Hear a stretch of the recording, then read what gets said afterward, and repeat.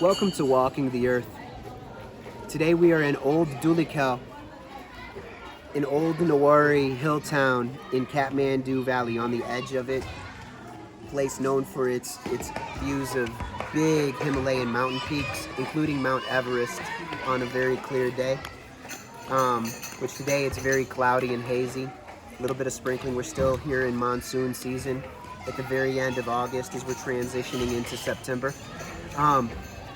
Couple things I just wanted to share, a couple things that I've noticed traveling around this area of Nepal in the Himalayan region.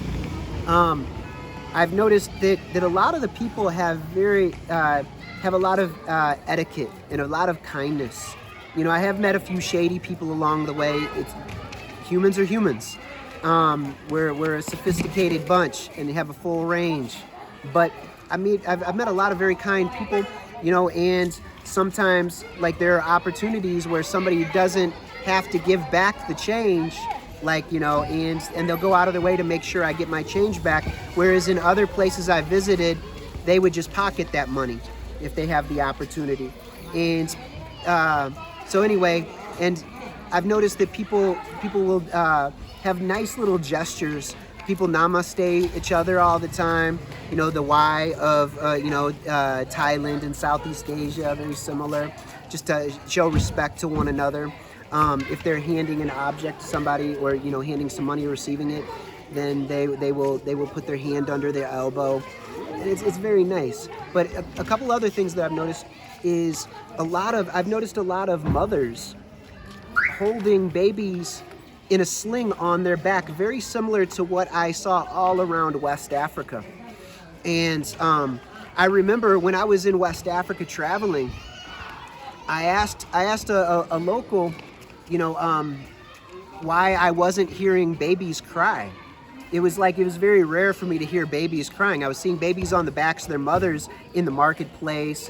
Moms would be carrying big heavy loads on their heads and a baby on their back while they were climbing over boulders in Dogon country in Mali and walking through difficult terrain, you know, with a full load and a baby. This was amazing.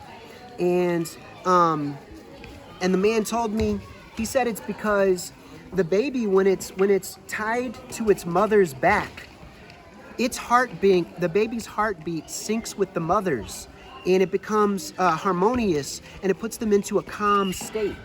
And this was beautiful. And then mothers, if the baby did wake up hungry or need to be changed, the mom could just move the baby in the sling over to the front and then also have the privacy to feed her baby. I thought this was brilliant. And I'm noticing the same thing here in the Himalayan region of Nepal. I don't know if it's widespread through all of Nepal or if it's just in these regions, because I've noticed it in kind of the edge of the Kathmandu Valley. I wasn't seeing it in Kathmandu or Patan. It's more out toward, the bigger green hills in the Middle Hills region, where you can see the big peaks. Also, I had seen something similar also in the Spiti Lahore region of Himachal Pradesh in India.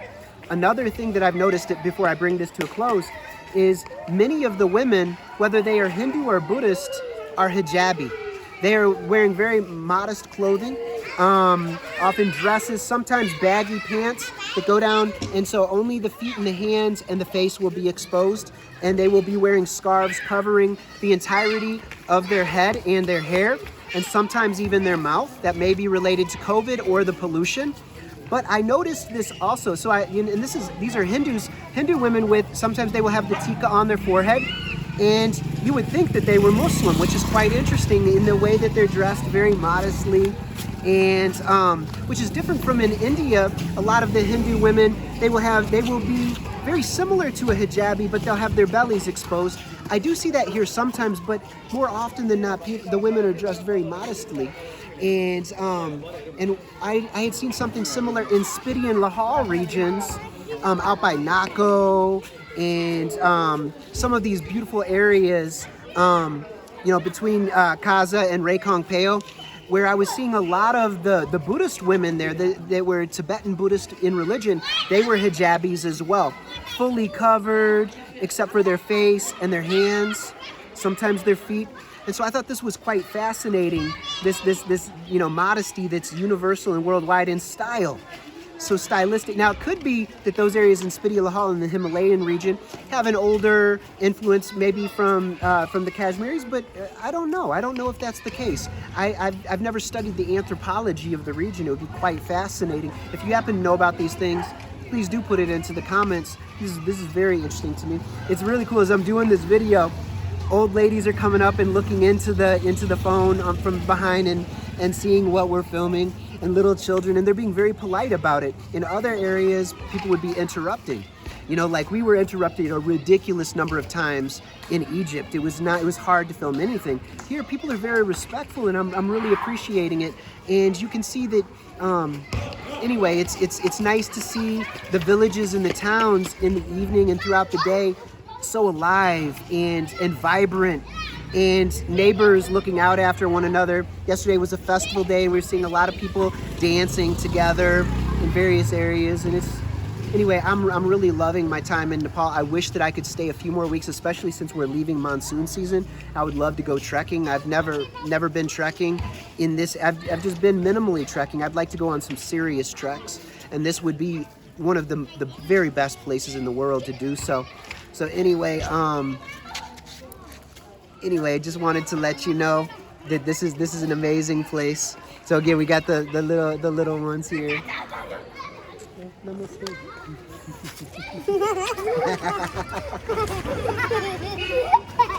What a cool town.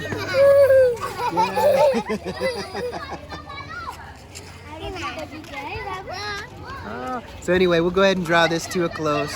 But everybody, be happy and be healthy.